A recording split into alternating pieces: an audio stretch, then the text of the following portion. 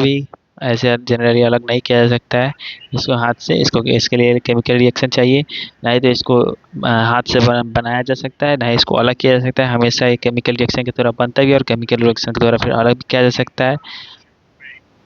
ये जिन जिन जो भी एलिमेंट से बनेगा कंपाउंड, उसमें जो है एलिमेंट का गुण नहीं रह सकता। जैसे H2 और O2 से मिलकर हाइड्रोजन वाटर बना है, इसमें हाइड्रोजन और ऑक्सीजन का गुण बिल्कुल भी नहीं रहेगा। जो पानी का गुण होगा वो H2O का, वो हाइड्रोजन और ऑक्सीजन के गुण से बिल्कुल भी अलग गुण होगा। कंपाउंड को हम लोग हाथ से यानी फिजिकली अलग नहीं कर सकते, इसको केमिकल रिएक्शन से ही अलग किया जा सकता है। कंपाउंड का वेट जो है फिक्स रेशियो में, जैसे H2O में हो हाइड्रोजन एक 1 mu का होता है, ऑक्सीजन जो है 16 का होता है।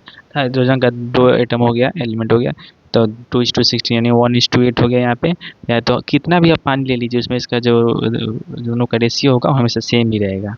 कंपाउंड का जो मास और बॉइलिंग पॉइंट जो होता है वो भी हमेशा सेम ही होता है। और ये जो है प्योर कंपाउंड होता है। कंपाउंड जो है बिल्कुल एकदम शुद्ध पदार्थ होते हैं। इनमें जो है क्योंकि मॉलिक्यूल से बने होते हैं, जैसे मान लीजिए कि H2 आपका हुआ तो आपके हाइड्रोजन ऑक्सीजन के शुद्ध शुद्ध से मिलने से बने होते हैं, इसीलिए हमेशा शुद्ध ही होते हैं। कंपाउंड जो है वो सॉलिड लिक्विड गैस तीनों में स्टेज में हो सकते हैं। जैसे कि इसका एग्जांपल देख लेते हैं। हाइड्रोजन हो गया, CaO चूना हो गया, कैल्शियम कार्बोनेट हो गया चूना पत्थर, और एमोनिया गैस हो गया NH3। चूना जो हो गया CaO हो गया, और चूना पत्थर हो गया उसमें CaCO3 लग गया। और कंपाउंड के जैसे कि एलिमेंट में क्या होता है कि एलिमेंट जो है फिक्स है, जैसे कि वो 118 ही है। अभी तक 118 एलिमेंट का ही खोज हुआ है, लेकिन कंपाउंड जो है वो फिक्स नहीं है। उसमें आपको केमिकल रिएक्शन के दौरान जितना बनाना चाहे उतना बना सकते हैं, ये अपने हाथ में है। हम देख लेते हैं कि कंपाउंड और एलिमेंट में मेन डिफरेंस क्या है। तो कंपाउंड जो है वो जनरली उसको हम लोग रिएक्शन वगैरह से बनाते हैं, लेकिन एलिमेंट जो होता है उसको तो ना ही हम लोग बना पाते हैं और ना ही हम उसको ब्रेक कर सकते हैं। और एलिमेंट जो है जनरली वो एक ही प्रकार के से बने होते हैं, जैसे फ्लोरीन हाइड्रोजन जो भी हो एक ही प्रकार से बना होता है, लेकिन कंपाउंड जो है वो दोनों के रिएक्शन के द्वारा बना होता है। कंपाउंड का जो तोड़ते हैं उसको भी हम लोग रिएक्शन के थ्रू ही तोड़ते हैं। और जो एलिमेंट जो है उसको तो हम तोड़ ही नहीं सकते हैं, दो या दो से हाइड्रोजन को दो हाइड्रोजन में कैसे तोड़ दीजिएगा, कोई पॉसिबल चांस ही नहीं है। और इसका जो है केमिकल और फिजिकल प्रॉपर्टी भी है काफ़ी ज़्यादा अलग है। जैसे कि उसका एलिमेंट में एलोट्रोपिज्म होता है, एलिमेंट एलोट्रोपिज्म, और कंपाउंड में आइसोमरिज्म होता है। ये याद रखने वाला बात है। एलिमेंट को जनरली सिंबल के थोड़ा तरह से, जैसे नियॉन का Ni हो गया वगैरह वगैरह, वैसे ही वहीं पे केमिकल इसको केमिकल फार्मूला से दर्शाते हैं। कंपाउंड को के लिए पर्टिकुलर केमिकल फार्मूला होता है। एलिमेंट को 3 प्रकार में बांटा गया है, मेटल, नॉन मेटल और मेटेलोइड। और वहीं पे कंपाउंड को बांटा गया है इसमें एसिड, बेस और साल्ट में। उसके बाद हम देखते हैं मिक्सचर। मिक्सचर क्या होता है? मिक्सचर जो होता है वो जैसे कि कंपाउंड था उसको हम लोग केमिकली बना रहे थे, लेकिन मिक्सचर जो है केमिकली नहीं बनता है, वो आप बाई हैंड बना सकते हैं कि चावल में आप कंकड़ मिला दीजिए, या फिर जो मिस्त्री लोग मशीन मसाला बनाता है घर और बनाते समय, वो भी एक प्रकार का मिक्सचर ही हुआ। तो मिक्सर को जनरली 2 प्रकार से डिफाइन किया गया है। और मिक्सर का जो है मास और वो क्या कहते हैं बॉइलिंग पॉइंट, वो भी फिक्स नहीं रहता है। जैसे कि मान लीजिए कि आप जैसे ही उसमें मिलाइएगा बालू में पानी वगैरह मिलेगा, उसका वेट बढ़ जाएगा, काफ़ी ज़्यादा हो जाएगा। पानी और बालू का वेट अलग अलग कीजिएगा तो उतना नहीं आएगा, जितना मिलाने के बाद थोड़ा वेट बढ़ जाएगा, या फिर इन लोगों का बॉइलिंग पॉइंट भी बदल जाता है।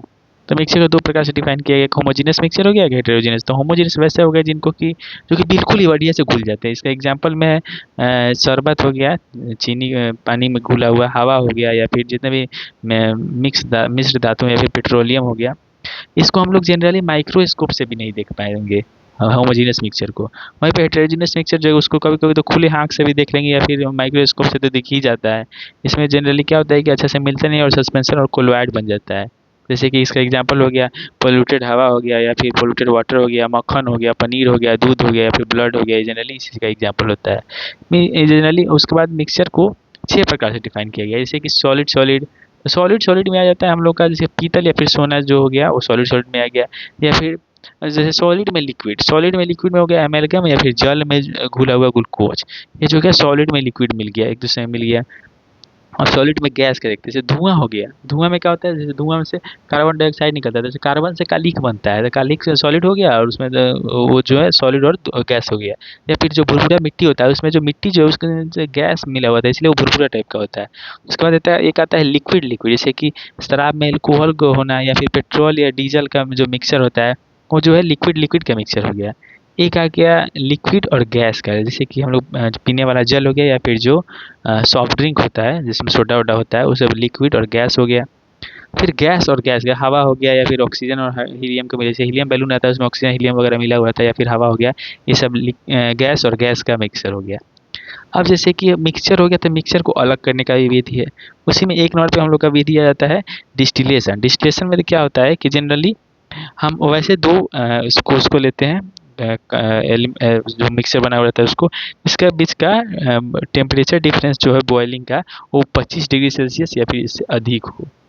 फ्रैक्शनल डिस्टिलेशन पढ़ लिए थे, इसमें जनरली हम लोग एक बीकर ले लेंगे, बीकर में चार पांच जगह अलग अलग टेम्परेचर वाले को रख लेते हैं, और इसमें से जैसे हीट करेंगे तो अलग अलग टेम्परेचर वाले अलग अलग बॉइलिंग पॉइंट पे हटते जाएंगे, और इसमें जनरली उनको लिया जाता है जिनका बॉइलिंग पॉइंट का डिफरेंस काफ़ी कम होता है। नीचे वाले से ऊपर वाले के सबसे पहले हटेगा हीट होकर, फिर ऐसे ऐसे होते होते सब हट जाएगा। और इसमें जनरली इसमें जो अलग किया जाता है इस विधि के द्वारा, उसमें आता है एसीटोन और वाटर, फिर एल्कोहल और वाटर, फिर एल्कोहल एसीटोन। उसके बाद आता है पेट्रोल, डीजल, किरासन, या फिर हवा में जो एयर में नाइट्रोजन ऑक्सीजन होता है उसको भी इसी प्रोसेस के द्वारा अलग किया जाता है। उसके बाद सब्लिमेशन। सब्लिमेशन यानी डायरेक्ट सॉलिड से गैस बन जाता है, या फिर रिवर्स सब्लिमेशन, गैस से डायरेक्ट सॉलिड बन जाता है उसको। इसमें क्या होता है कि हम लोगों का इसका एग्जाम्पल हो जाता है ड्राई आइस, CO2, या फिर नेफ्थलीन की गोलियाँ, या फिर कपूर, या फिर आयोडीन, कैफीन, या फिर अमोनियम क्लोराइड। तो आयोडीन, कैफीन और अमोनियम क्लोराइड याद करने वाला है, हम लोग पहले नहीं सुने होंगे। आयोडीन, कैफीन और अमोनियम क्लोराइड, ये प्रोसेस तभी संभव है जब इसमें से जो भी एग्जाम्पल दिया गया है यहाँ पे, इसमें से कोई एक हो और उसके साथ कोई दूसरा मिक्स चीज़ मिला हुआ हो, जैसे मान लिया नमक में अमोनियम क्लोराइड मिला हुआ हो, तो उस समय इसको सब्लिमेशन प्रोसेस करेंगे तो अमोनियम क्लोराइड जो है गैस बन जाएगा, और नमक हम लोग के पास बच जाएगा। उसके बाद आगे पढ़ेंगे।